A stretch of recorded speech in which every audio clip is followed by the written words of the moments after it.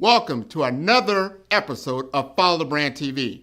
I am your host, Grant McGaugh, CEO of 5-Star BDM, a 5-star personal brand and business development company. I want to take you on a journey through another deep dive into the world of personal branding and business development using compelling personal stories, business conversations, and tips to improve your brand. By listening to the Follow the Brand TV series, you will differentiate yourself from the competition and build trust with prospective clients and employers. You never get a second chance to make a first impression. Make it one that will set you apart, build confidence, and reflect who you are. Building your 5-star personal brand is a great way to improve your skills and knowledge. If you have any questions for me or any of my guests, please email me at grant.mcgaugh@5starbdm.com. Now, let's begin with our next episode on the Follow the Brand TV.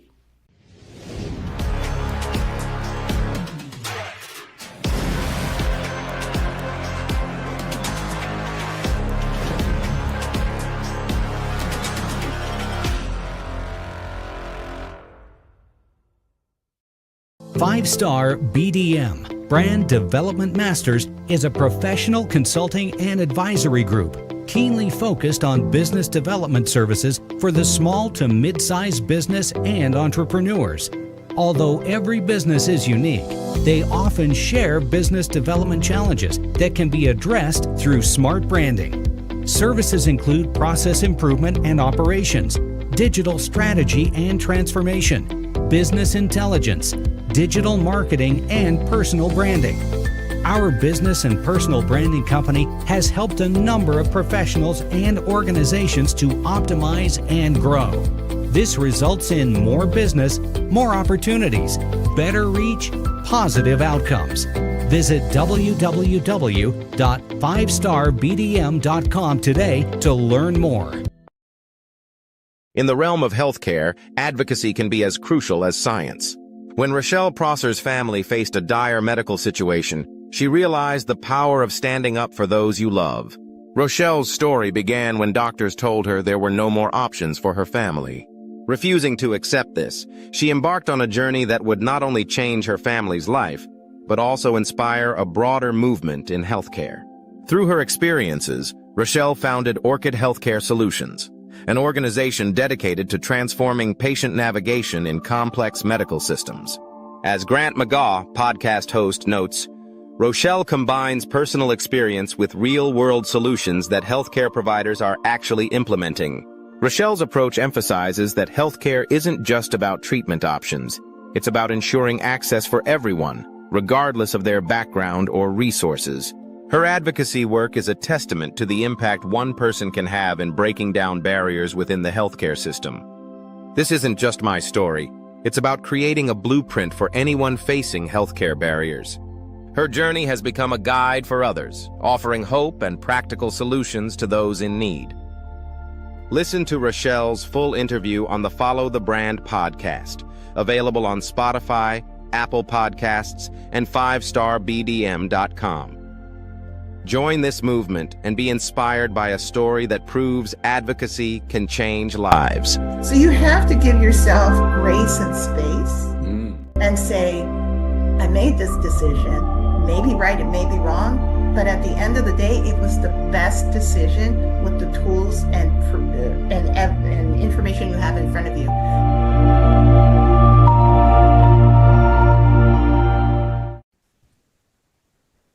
Hello, everybody, and welcome to the Follow the Brand podcast. This is going to be another impactful episode where we're going to dive into leadership, innovation, and transformation in business and healthcare. And today we're going to really get into a topic that touches millions, and that's cancer care, patient advocacy, and healthcare technology. And so we're going to highlight Rochelle Prosser. And if you don't know her, you're going to be impressed with her background. She's the founder and CEO of Orchid Healthcare Solutions. She's a leader in health information technology and oncology advocacy, which is so important. And she's a member of the Office of the National Coordinator Health IT Advisory Board and a cancer care equity and survivorship champion. So Rochelle, she is transforming the landscape of oncology care through technology, data-driven solutions, and patient advocacy. And her mission is to bridge the disparities in cancer treatment and access for vulnerable communities. So I want to bring her to the stage, have her introduce herself, and we're going to understand more about what inspires her to be the person that she is. So you like to introduce yourself? Thank you. Boy, that's a hard one to follow, but thank you for that wonderful introduction. So nice to meet all of you. My name is Rochelle Prosser.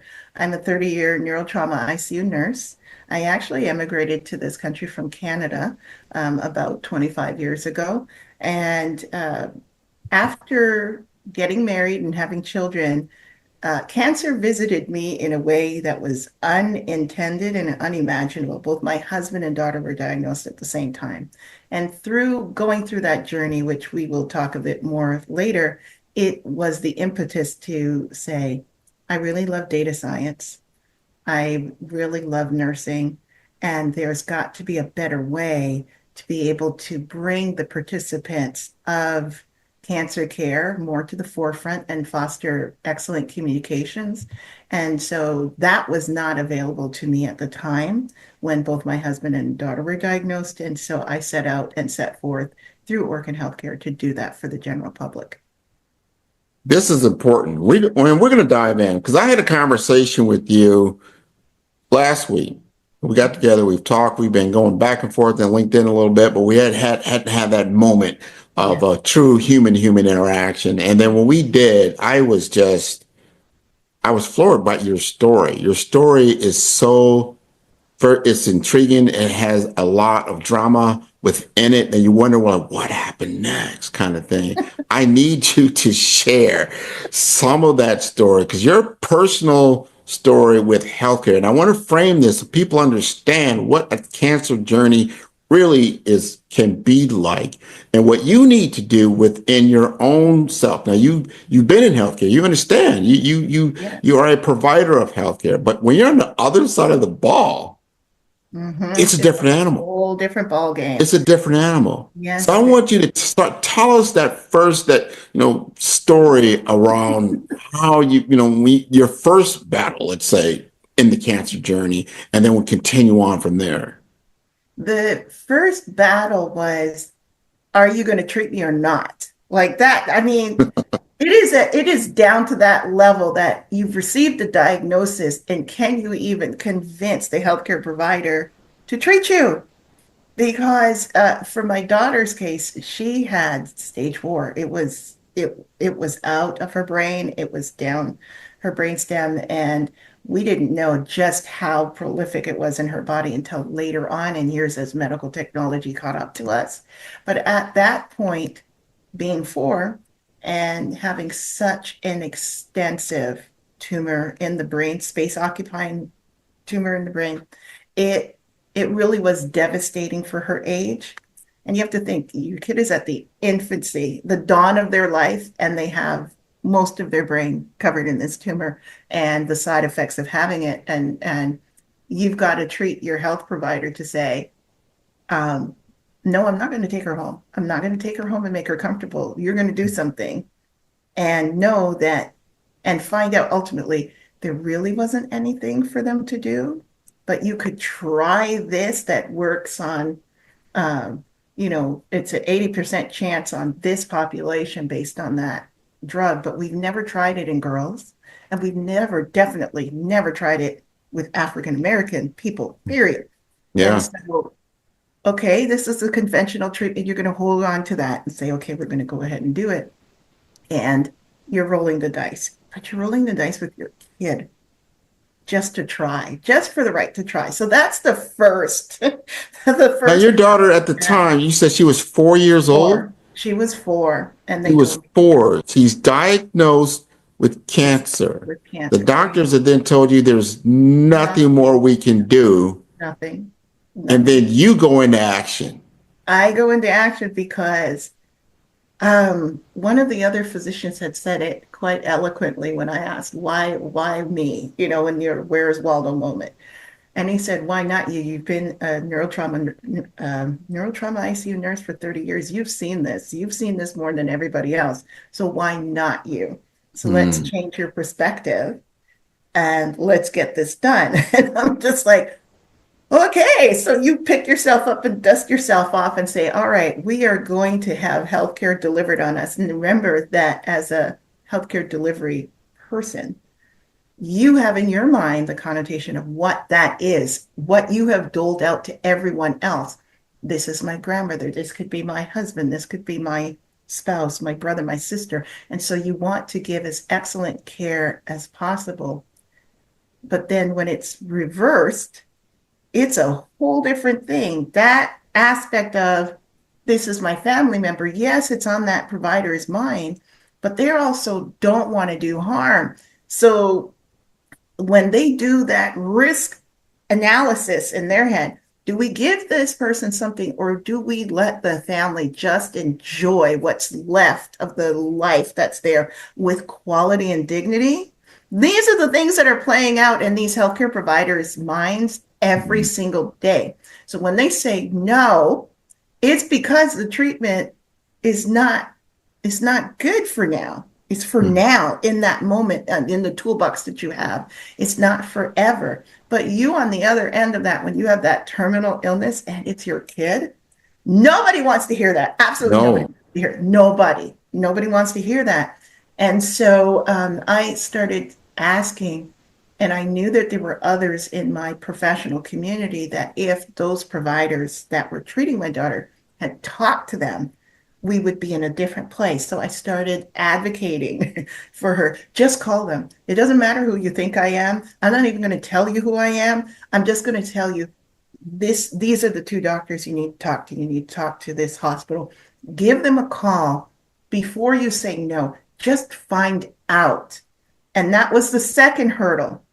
The barriers between professional and facility organizations. Yes. They don't want to talk to each other because, it's their area. It's their area expertise. And you're talking about sometimes removing business from one entity to another. Mm-hmm. You're also talking about the potential of clinical research data gathering, right? Like let's just be real about it. Hey, I want you to be as real as possible in this whole discussion, because this journey, unfortunately, I would hate anyone have to go on this journey. But if you are on this journey, or you may be on this journey, you need to understand all facets of what you're about to get yourself into, and some of the things that you can do on your own to help to get to a better outcome. You can't always leave it up to the provider that you're with. You might need to go to another provider. You need to get another look at certain things, because it's just not an exact science.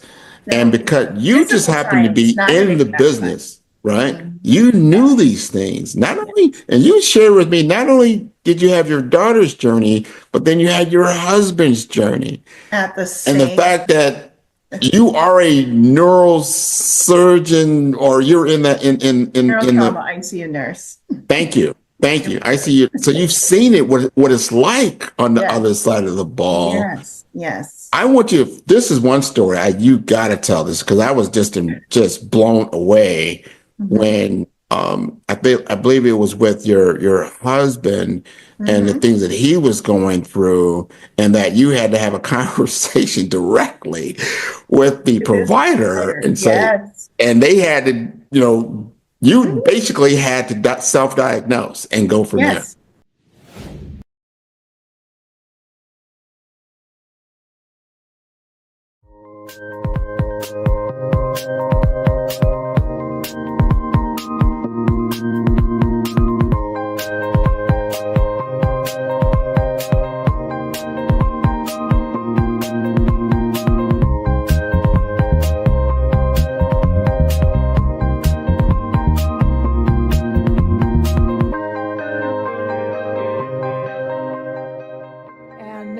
Great job to have, because I could travel all around the country and talk to physicians in all walks of life, all specialties, everything.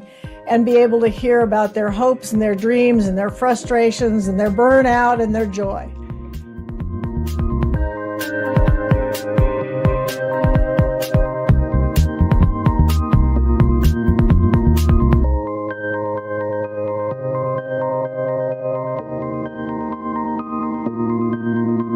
That when doctors link arms for the benefit of patients, we are an incredibly powerful voice.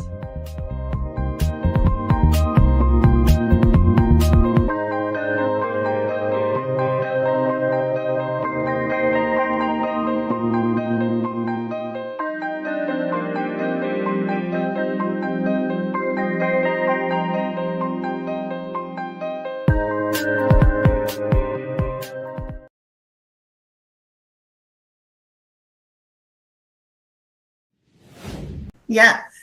So my husband is a lung cancer survivor, doing very well. And so he ended up having a weeping tumor. So to explain what weeping tumors are in the lung. So the lung is a very pliable, it expands, it retracts as you breathe.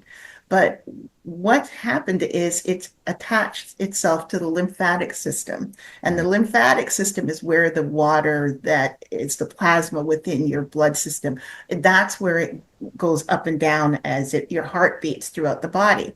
And this tumor had encompassed into that area. So because you're blocking your lymphatic system, the water has to go somewhere. You're either going to breathe it out as vapor or it's going to pool as liquid in your lungs. And so he was drowning in his own fluid.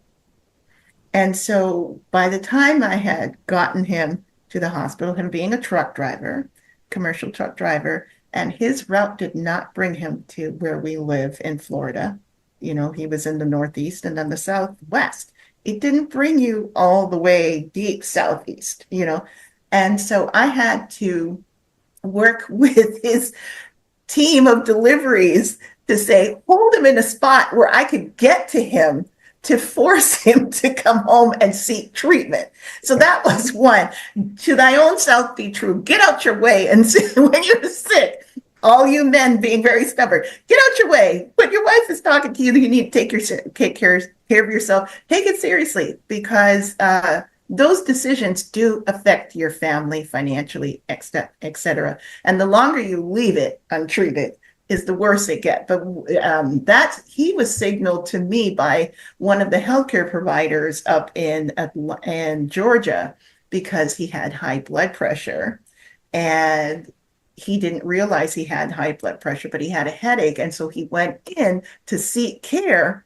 And so he put me down as the emergency room contact. And because he wouldn't go to the hospital and get checked, the urgent care doctor called me where I live in Florida to alert me to what's going on. And maybe as a wife, I could talk some sense into him, quote unquote, from this provider. So I already knew what was going on.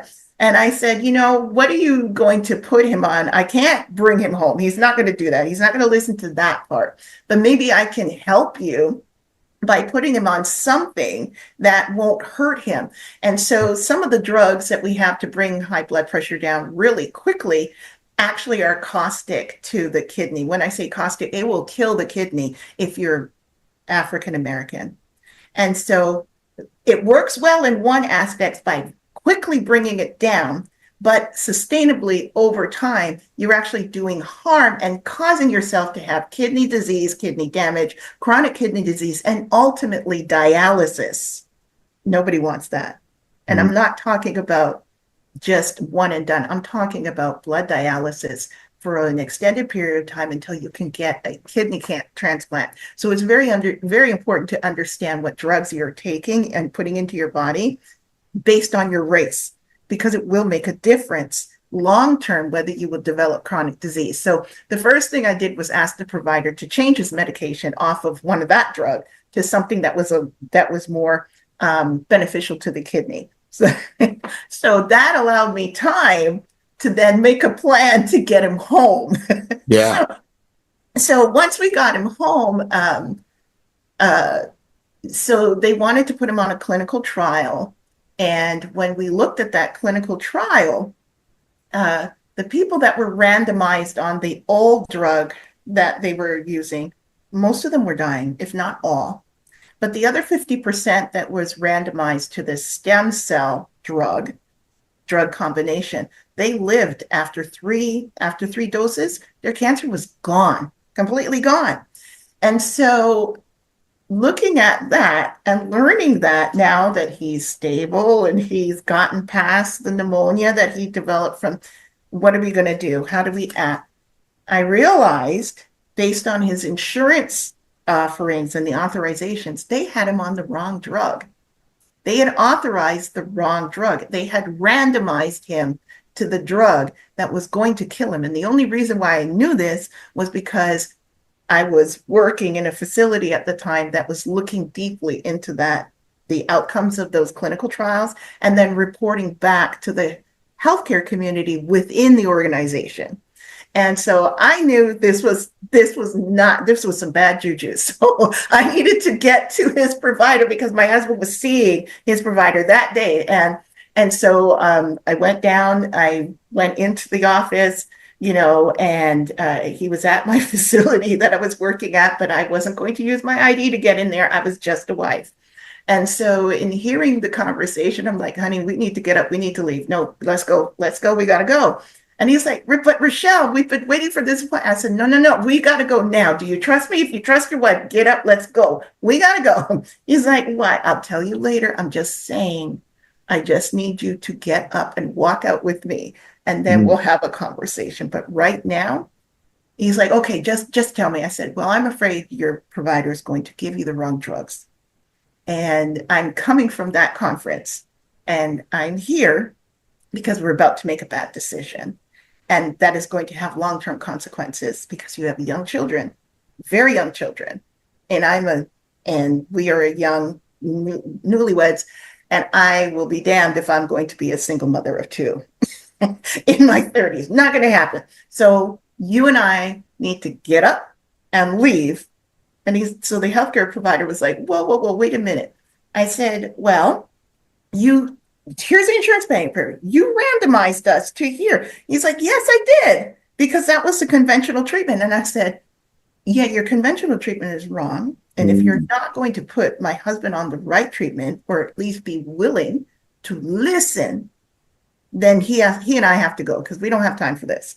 And the healthcare provider's like, okay. And he pulled the actual clinical trial study document that was released. And he said, I was looking at this and I knew we had a conference here today, but your husband was coming to visit me at the same time as the conference. So it was more important for me to care for him than go to a conference. So tell me what you learned, because I think I agree with you. I said, fine. If you agree with me, great. Put him on that. Put him on the stem cell drugs, and I'm good with it. And my husband types up and he says, well, hold on, wait a minute. What made you even think that I was willing to even do chemo? I had my surgery, and my surgeon says, we're fine.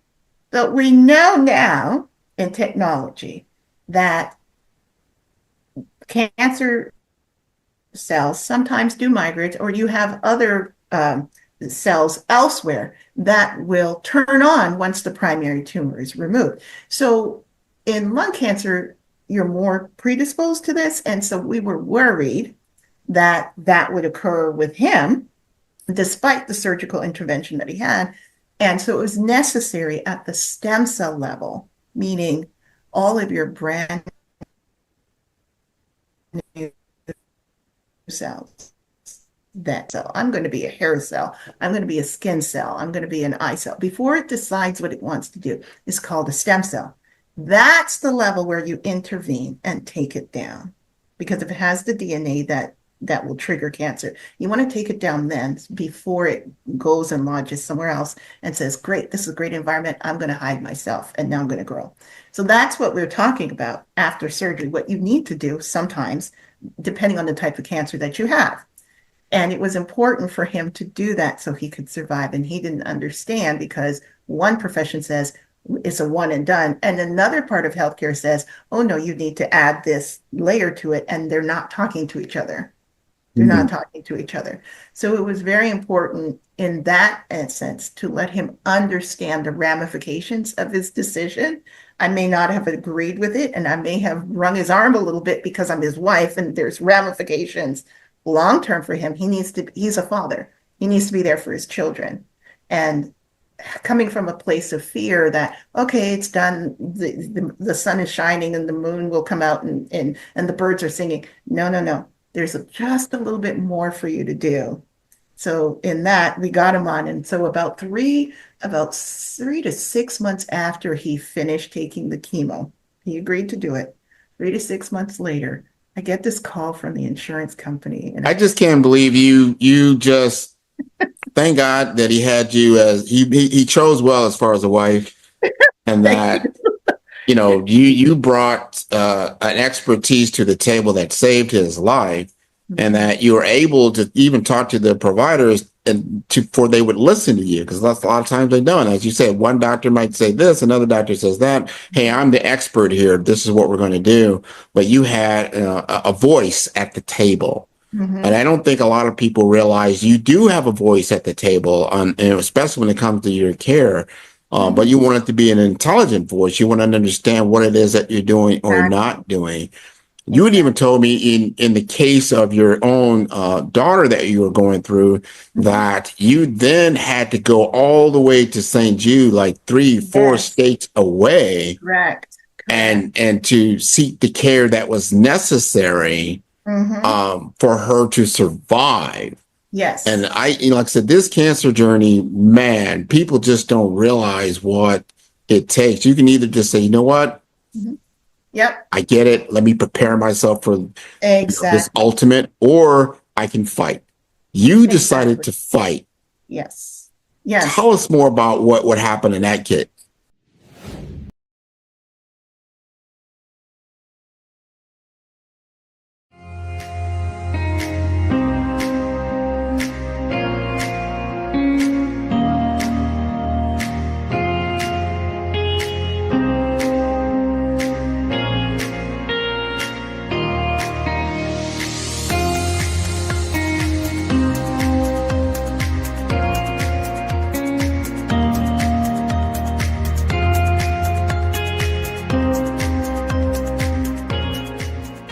In most patients' cancers, especially in the advanced setting, we're doing a whole DNA profile of each tumor so that we know exactly what's wrong with it and can pinpoint certain types of treatments to give them.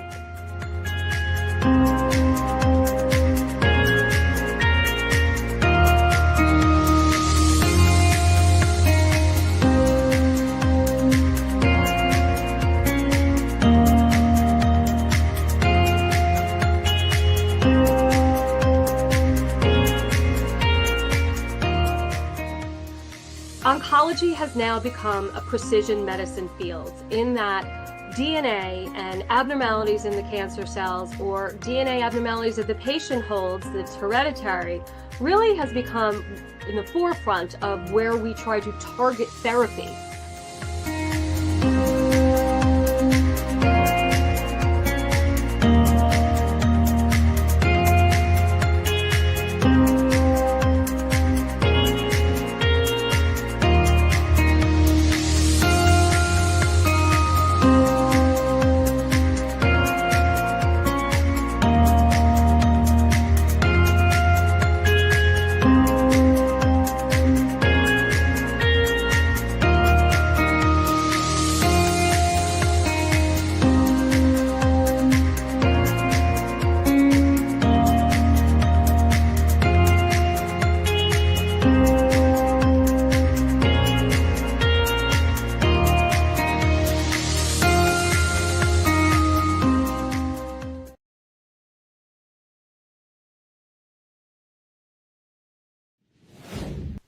Oh my goodness. So she failed conventional treatment. I'm not even going to say she failed. Conventional treatment failed her. Remember, it wasn't geared for her. It wasn't tested on a girl. It wasn't tested on an African American ever.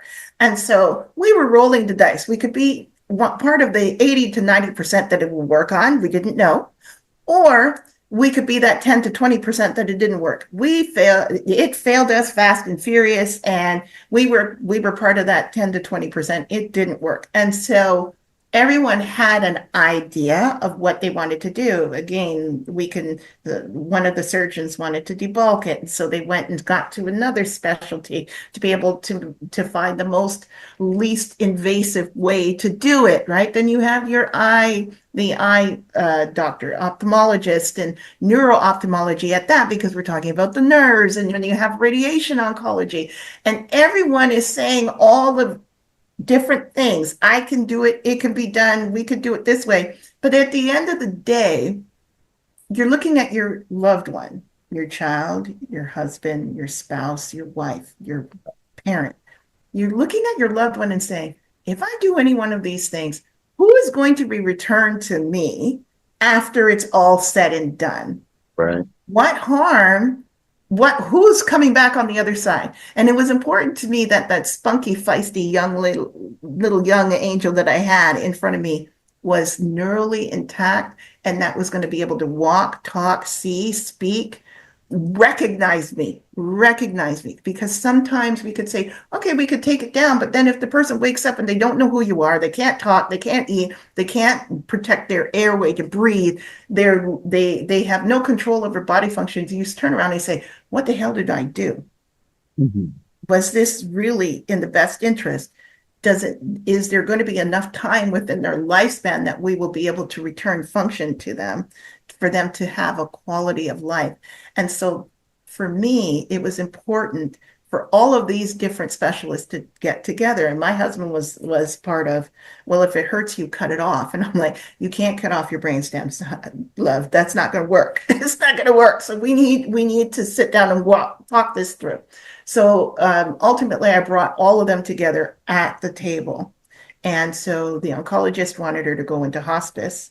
The neurosurgeon and the specialist surgeon wanted to do debulking surgery. So whatever chemo we would propose or radiation would have a chance. The radiation oncologist said, we can do this, but she's going to have a lot of deficits, meaning she's going to be harmed. She might have speech problems, memory problems, being able to process higher functioning like algebra or math. She might not be able to participate in school, or we might miss the mark and make her a non-functioning person in a bed, comatose. So all of these things were coming together. And so it was very important for them to talk together and then come together and say, what's the right plan?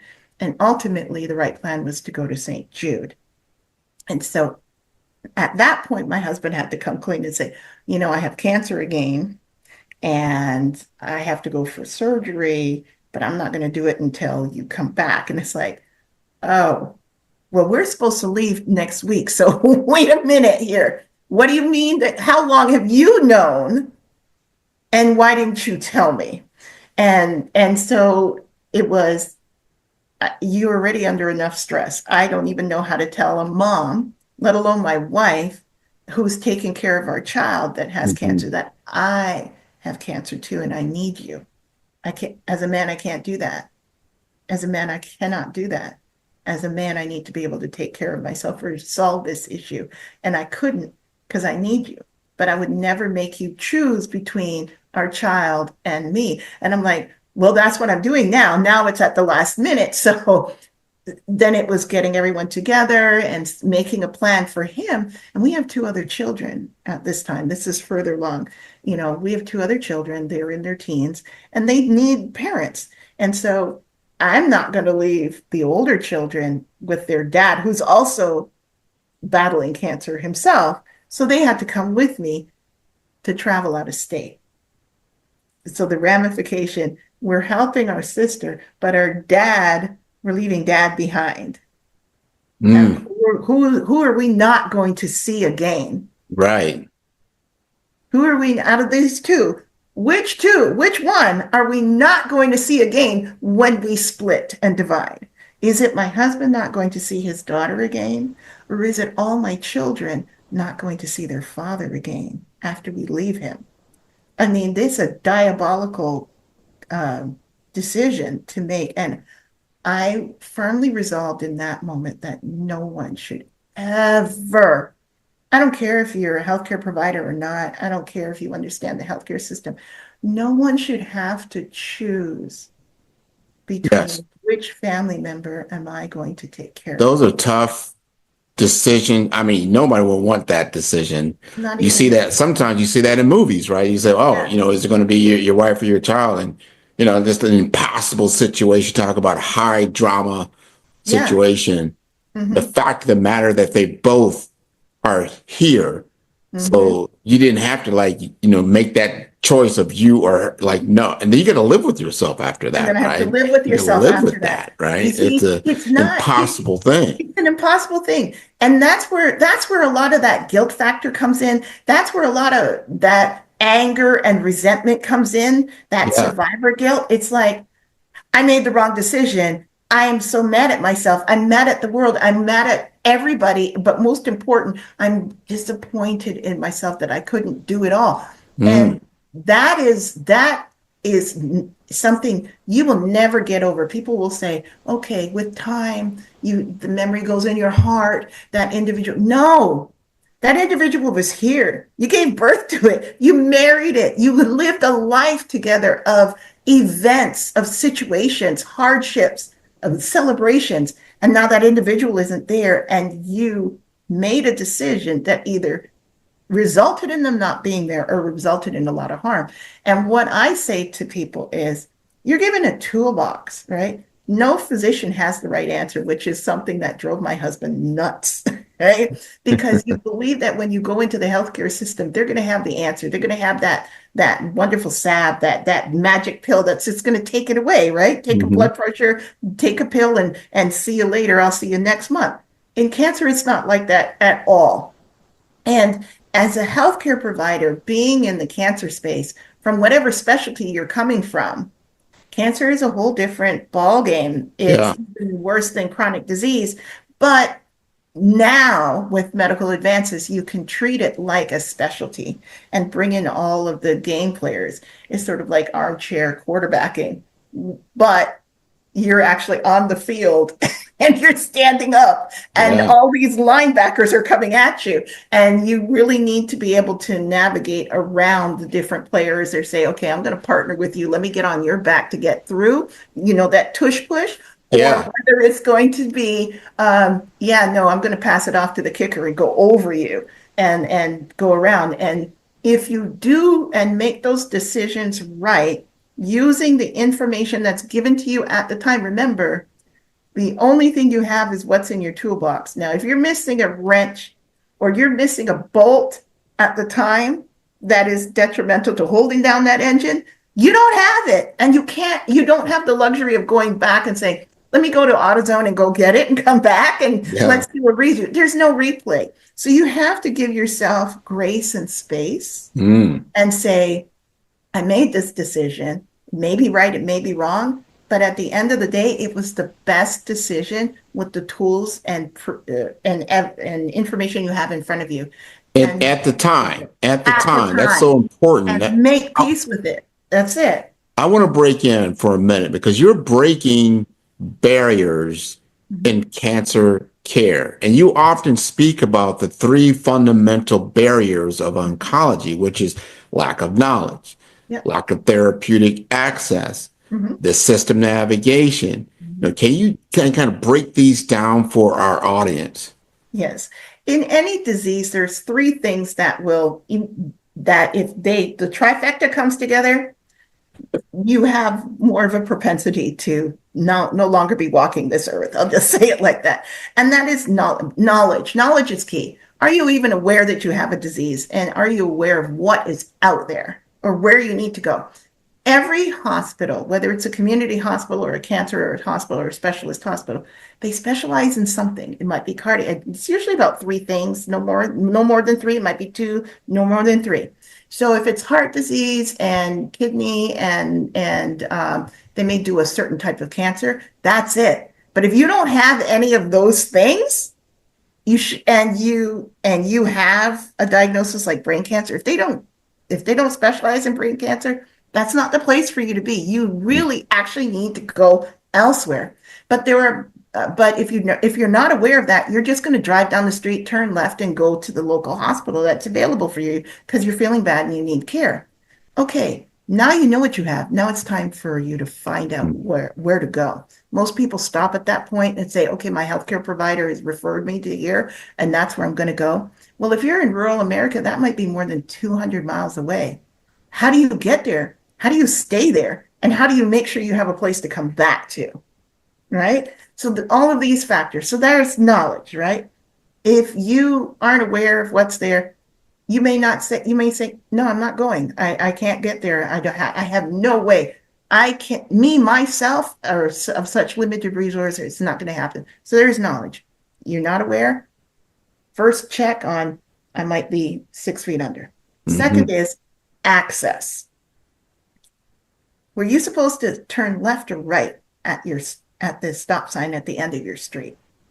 That can make a difference. You might turn right and travel 1 mile, but because they have a formulary of certain therapeutics that are available to you, and that's it. Yes. But the one that you needed is the targeted DNA. So you should have turned left and traveled 300 miles in the opposite direction because you didn't have access to that. And you only have access to what that community hospital or what that healthcare center is or clinic is available to you. They may say radiation. They may say, okay, we're just going to give you chemo. But that's not what you need. Remember, you need that targeted therapy 300 miles away. And yet when getting there, that's step 2 of you being 6 feet under. Think about it. Okay? And the third one is healthcare systems navigation. Understanding what the difference between a medical oncologist is versus a clinical research oncologist, understanding the difference between a healthcare clinic versus a community hospital versus a cancer treatment center can actually be the difference between life or death for you, and how to navigate to get yourself to there, or have the doctors within each organization talking to each other so that they're aware of what's available out there. Again, every hospital has their own formulary of medications and therapeutics that they're going to give. It's based on whatever procurement contract they've made with whatever entity out there, whatever PBM or pharmaceutical supply company out there. That's all that's offered, because they've made alliances with drug companies, and that's all they're going to offer too. So it's very distinct. And the other thing is, what does your zip code pay for? Your zip code and your local municipality will pay for what your insurance offerings are available to you in your local municipality and your state. As you mentioned, I had to go out of state to receive care because it wasn't available to me. But had I not known that there was this other entity called St. Jude, I'm just using one of them. There's many children's hospitals out there. St. Jude's happens to be the largest clinical children's research hospital for cancer. But had they not been aware of that, or if I didn't have a diagnosis that for my child that St. Jude could take care of, I'm not going to be afforded to go there, to have the paperwork to travel there. So again, that's the third foot. Now you will be placed in hospice or palliative care, and then hospice, and just being managed until you pass away. You've got to be aware. That is an avoidable death. Yes. It's an avoidable death. If you have the things that you have, right? Yes. If you change any one of that triangle, any one side of that triangle, you will not die.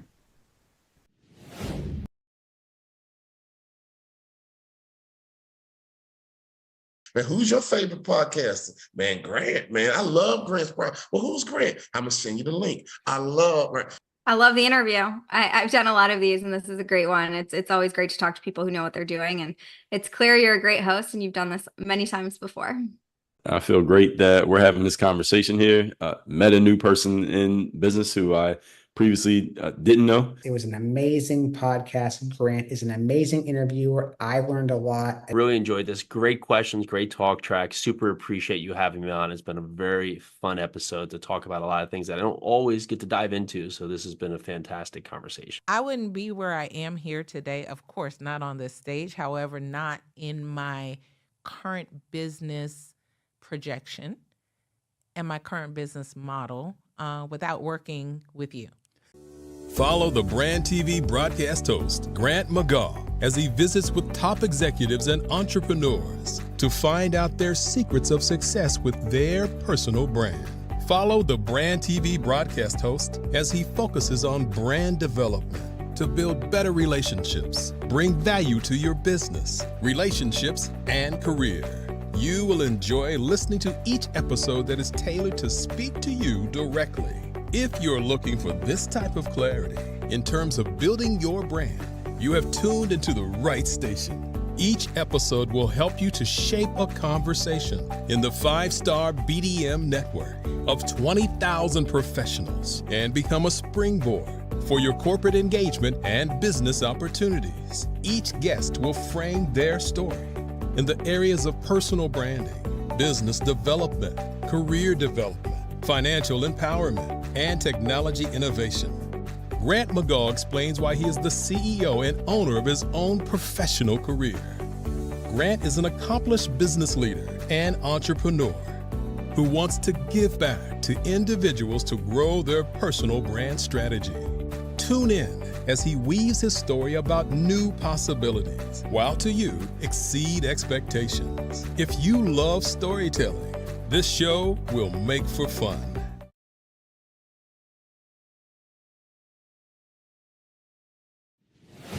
Well, that's important. Now we need to understand your business, with the Orchard Healthcare Solutions and how you help people. I want to truly understand, the service you provide, because fortunately people will be on this journey and they need, an advocate like yourself, a real warrior that's out there that can be of assistance. So tell us a little bit more about your business.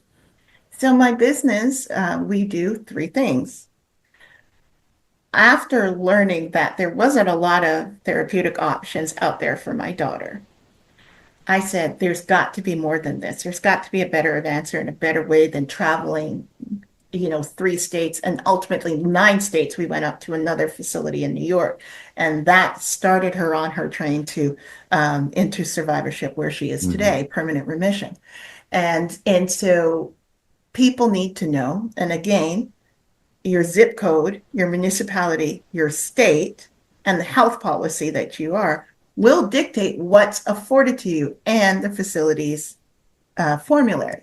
And so I said, there's got to be a better way to look at this. And we need to have, patients and their providers need to know where everything is in one place. You shouldn't need a dissertation, a doctorate's degree, a law degree, and a headache trying to go to clinicaltrials.gov.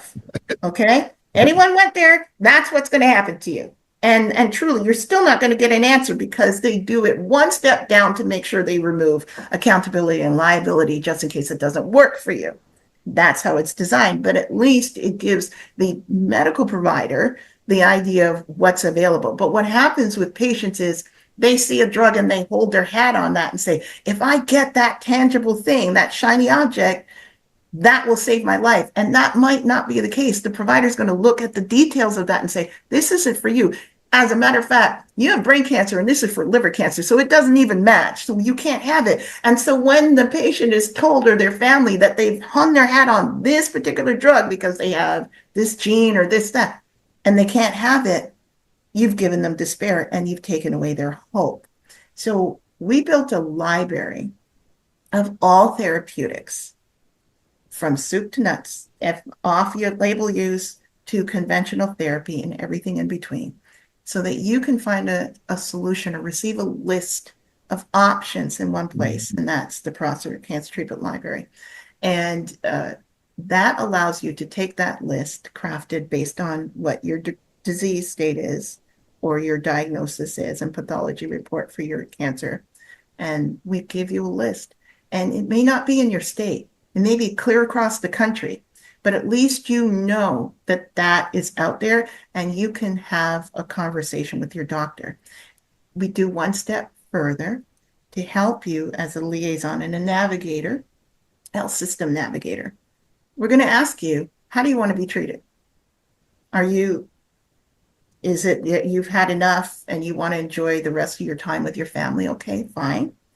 We'll have a conversation with you and your doctor and make sure that you're comfortable, provide services, and push in if it's not available to you in your local community. We'll provide community partners to make sure that it's available for you. And if you have young children, we'll make sure that your surviving partner or spouse doesn't have to have the burden of paying for a 4-year degree college. We'll make sure that we partner with you and have that taken care of. So at least your family members will be able to live on without you, without that financial burden. But if you want to really go for the gusto and you're going to do this, we'll provide sustainable resources, not a one and done. We're talking about for the whole duration that you are on. If it's chemo and you're not needle averse and you can't swallow a pill, we'll give you chemo, nanoparticle, radiation. We'll find what works for you that you want to do. If you say, no, I don't want those things, I just I can swallow, I'd rather take a pill. So we'll give you immune therapy or target it that way and foster that conversation with your doctor to say, this person's needle averse, they really don't want to go through this. Here are the other things, next best treatment, next level treatment, or secondary, tertiary, that we know that works. Will help you get the gene therapy testing that you need. In the case of my daughter, she didn't have a gene. She didn't have the DNA. We didn't even know what it was. It was this pesky little receptor that we suddenly found. And it was the FGFR receptor. But she didn't have the first, the second. She had all three of them. And so she had cancer from the hair on her head to the soles on her feet at the time when she was 4.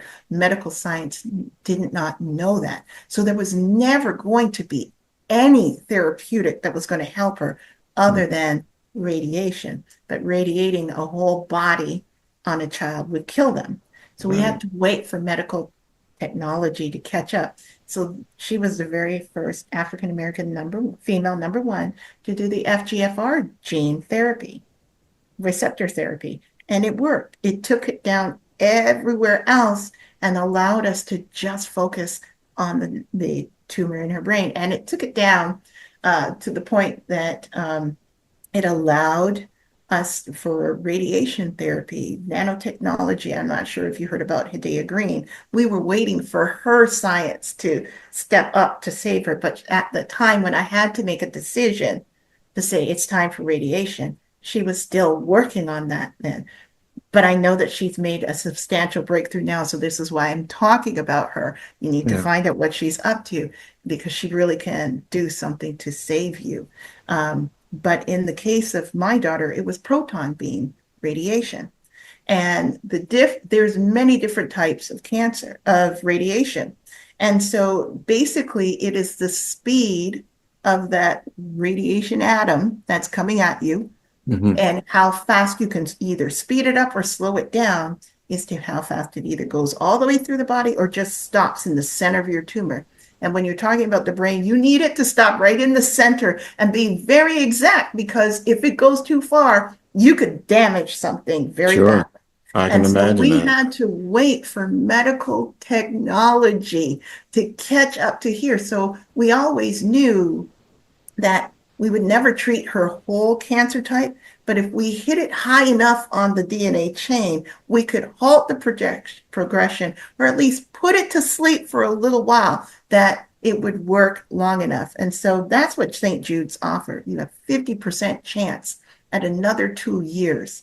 If you see how medical advances and technology happens today, 6 months from now, you could have a complete different trajectory in your cancer life. So 2 years is a lifetime to these children, to these adults. And so that's what we did. 50% chance of survival in the experimental and humanitarian realm was better odds than taking a conventional treatment because we only had 10 to 20% chance of survival and it could have killed her. And so when you're asking people to think about that, you're really going to experiment on your kid. Put your big toe in that parent's shoe before you open your mouth. Yeah. before Yeah, you speak. you got to really, what you said there, you got to make some very, very tough decisions, and you got to look at everything on the table right in front of you. And like you said, the linebackers are still coming, and you've got to make a decision and move it forward. This episode has been wonderful. What you have shared with us is life changing. First of all, I'm going to thank you for being a loyal fan of the Yeah. Follow the Brand podcast. Shameless plug. You need to watch his episode on AI. I'm a techie and I'm a nerd. Shameless plug. Watch it. Watch it. Watch it. Hey, and thank you for watching that. And I want to tell everyone to watch all the episodes of Follow Brand at 5starbdm.com. But tell us how to get to your website, because I know someone's listening to you right now like, oh my God, I got to get in touch with her. I've got to have a conversation with her. I'm in a situation that I think she can be of some service. So what is the best way? Right. So we are Orchid as the flower. Orchid as the flower, healthcare, and then solutions with an S, orchidhealthcaresolutions.com. And you can find us on all social media. You can find us on Google. You can either Google my name, Rochelle Prosser, or you can Google Orchid Healthcare Solutions, and we will come up. No, we're not the orthopedic company.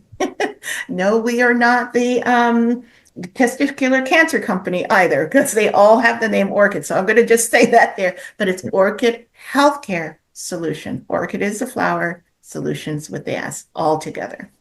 Well, I want to thank you again for sharing your story, the story of your family, your husband and your daughter. I wish them nothing but love and a good life as we move forward. You have been wonderful. Thank you again for being on the show.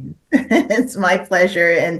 And I'm here. You can also send me an email, orchidhcs@gmail.com. So it's a pleasure to meet your audience, and thank you for this opportunity. Thank you. For decades, artificial intelligence was a silent force, known only to scholars, engineers, and the world's most powerful minds. Flickering images of clunky computers and early robots remind us of AI's humble beginnings. But in 2022, everything changed. The world met ChatGPT, a groundbreaking leap in AI technology that captured global attention and imagination. Social media exploded with headlines proclaiming, "AI is taking over, and the future is now." AI was no longer just a concept, it was a reality. But the evolution didn't stop there. Enter Agentic AI, an intelligence that doesn't just answer questions but takes action.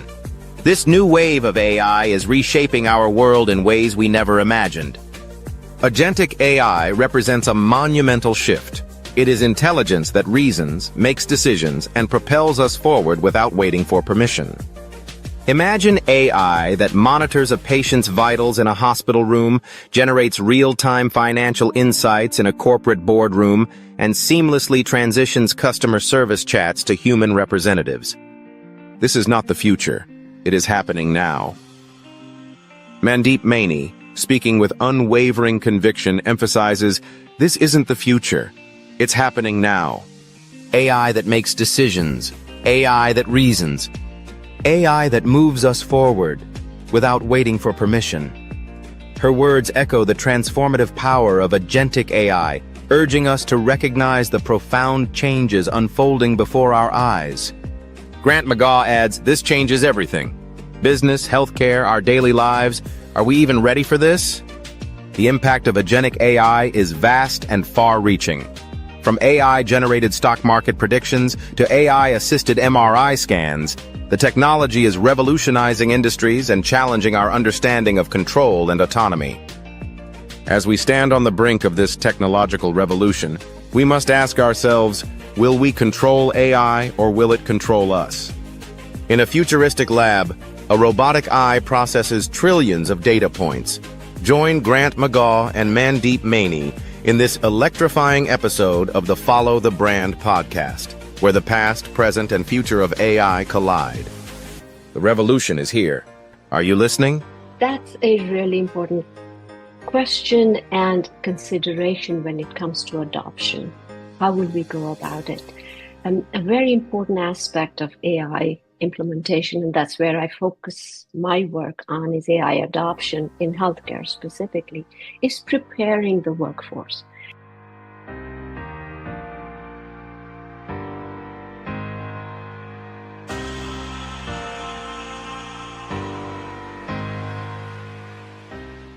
Tune in for our next show or click on our website at www.5starbdm/followthebrandtv. Thank you.